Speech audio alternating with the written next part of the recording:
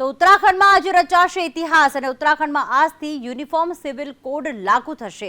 બપોરે 12:30 વાગ્યાથી સમાન નાગરિકતા કોડ લાગુ કરવામાં આવશે। યુનિવર્સલ સિવિલ કોડ લાગુ કરનાર ઉત્તરાખંડ એ પહેલું રાજ્ય બનશે। ઉત્તરાખંડના તમામ નાગરિકોને એક જ કાયદો લાગુ પડશે।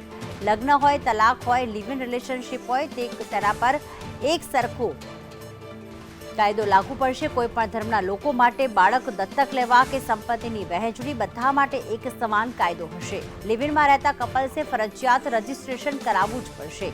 યુસીસી જ્યારે લાગુ થવા જઈ રહ્યો છે ત્યારે ઉત્તરાખંડ એ પ્રથમ રાજ્ય હશે કે જે આ કોડ જે છે યુનિફોર્મ સિવિલ કોડ લાગુ કરવા જઈ રહ્યો છે, એટલે કે ઉત્તરાખંડમાં આજે ઇતિહાસ રચવા જઈ રહ્યો છે।